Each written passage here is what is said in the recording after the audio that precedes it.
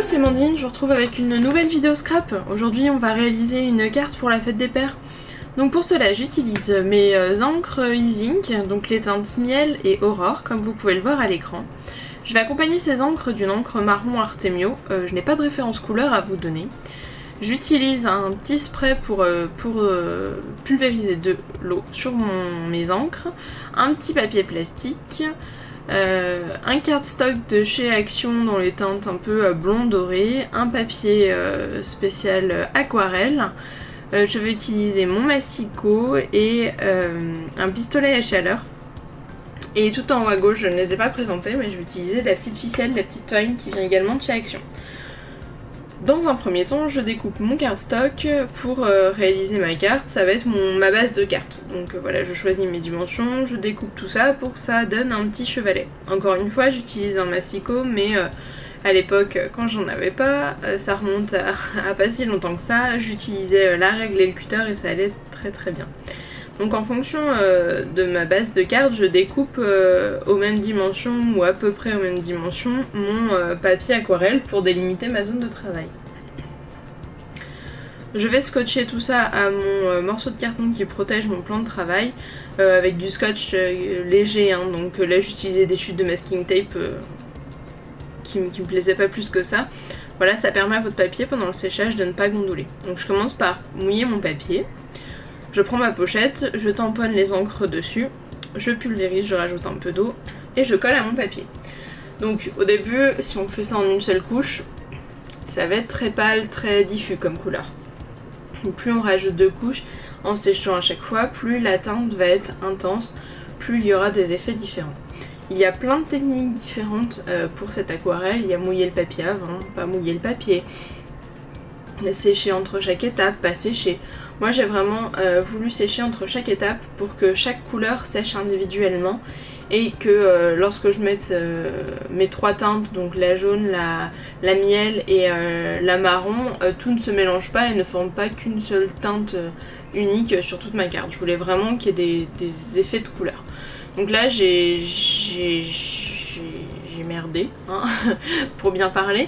La marron de chez Artemio est vraiment pas top, ça fait une belle tache au milieu. Bon, j'étais un peu déçue. Finalement j'arrive à rattraper le truc à la fin. Vous voyez bien, je sèche à chaque fois, mon papier ne gondole pas trop. Voilà. Et je recommence un certain nombre de fois avec des teintes différentes, sur des zones différentes. Je mouille plus ou moins le papier, le rendu est plus ou moins diffus. Ça dépend vraiment d'une étape à l'autre. Ensuite je vais faire des petites taches, donc je vais tamponner mon encre sur mon plastique, rajouter de l'eau et prendre mon pinceau éventail pour faire les petites taches sur cette base de carte, sur ce fond de carte pardon. Donc là je veille à bien sécher la totalité de mon papier, donc sur le dessus je le décolle de mon carton parce que si le carton est mouillé dessous, bah ça va pas non plus accélérer le séchage, donc là je sèche bien sur le dessus, sur le dessous. Ensuite on va pouvoir passer la déco de notre carte, mais avant on va la redécouper au format exact maintenant que les peintures sont faites. Donc je redécoupe ça en fonction du petit chevalet que j'avais réalisé tout à l'heure avec le cardstock. Vous voyez, c'est un papier qui est pas très qualitatif, il s'effiloche en fait quand je le coupe. Bon après ça se règle, hein. Enfin, c'est quelque chose qu'on peut gérer, mais c'est pas un papier qui est top qualité. Ceci étant dit, pour le prix, moi ça m'a permis de pouvoir faire plein d'essais sur l'aquarelle quand j'ai commencé, sans avoir peur de gâcher le papier ou de perdre trop d'argent là-dedans. Donc j'ai voulu utiliser le thème de la bière, de la chope de bière, vous avez dû le voir en intro. Du coup j'ai trouvé une image libre de droit sur Google, juste en tapant bière et aquarelle, un mélange un peu inédit. Mais voilà, et du coup j'ai voulu la dessiner à main nue, à main levée pardon, mais finalement mon dessin est un petit peu décalé sur la droite. En fait j'aurais décalqué par transparence comme je fais d'habitude, mais là le papier était trop épais et ça m'a pas permis de le faire. C'est pas grave, on s'en sort, le dessin est un peu décalé, on va se débrouiller, on va faire quelque chose d'un petit peu plus asymétrique.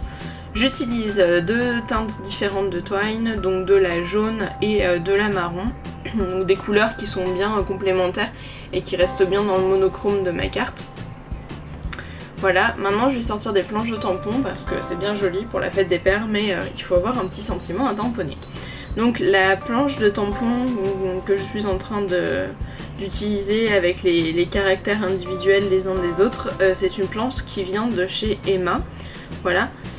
Pour l'autre planche de tampons, c'est la planche de chez 4 en Scrap qui est juste géniale parce que du coup il y a tous les sentiments de l'année dessus, donc ça permet vraiment d'être au top et d'avoir toujours ce qu'il faut sous la main. Au début je m'embête un peu, j'essaye de faire différentes typographies, d'associer plusieurs tampons, je fais du masquage et puis finalement ça me plaît pas du tout. Donc je repars dans quelque chose de très basique et j'utilise un bonne fête papa traditionnel. J'ai réalisé un petit tag, donc j'ai commencé par faire le petit trou à la perfo, j'ai découpé le tag à main levée, j'ai rajouté un petit œillet dans le trou et je rajoute mon sentiment pour pas que ce tag soit tout nu, hein, qu'on se le dise, et qu'il ressorte un peu plus de ma carte. Je passe les contours en noir et le petit trou également, et voilà, le tag est tout de suite plus mis en avant avec ce petit cadre réalisé autour. Donc je vais le fixer avec les petites ficelles que j'avais déjà positionnées sur ma carte. Donc j'essaye de centrer le tout, de faire mon petit nœud, voilà. Et ensuite je n'aurai plus qu'à coller mon fond de carte sur ma base de carte. Pour la petite, pour coller cette base de ce fond de carte sur cette base de carte, je vais y arriver. J'utilise du scotch double face, donc comme d'habitude j'ai toujours autant de mal pour retirer les opercules qui sont derrière. Le problème c'est que sur ce papier là, si je me loupais, c'est à dire que si je prenais toute la bande de scotch, le papier s'effilochait et la bande de scotch partait avec, donc c'était quand même assez délicat comme action. Finalement on a réussi, voilà. J'agrémente ma carte de petites demi-sphères, demi-perles nacrées. Donc voilà, en restant toujours dans les tons un petit peu ocre, jaune et marron. Donc là j'ai eu un souci de mise au point, je suis désolée. Donc vous voyez quand même les étapes, mais mon téléphone n'a pas voulu faire la mise au point. On ne sait pas pourquoi. Donc voilà, je positionne 2 demi-perles en haut à droite et une en bas à gauche je crois, ou l'inverse. Non, 2 aussi en bas à gauche. Donc je vais coller avec de la glu. Et voilà, ça apporte une petite touche, une jolie finition, une petite touche de classe quand même sur cette carte à la fin. Qui était relativement simple et sobre. Voilà, j'espère que cette vidéo vous aura plu. Moi j'ai mis beaucoup de temps à trouver une idée de carte pour la fête des pères. Franchement je séchais un peu sur les idées, donc voilà, la bière m'a paru très intéressante. J'espère qu'en tout cas ça vous aura plu. N'hésitez pas à partager vos cartes aussi que vous réaliserez pour la fête des papas. En attendant, je vous dis à bientôt pour de nouvelles vidéos. Bye!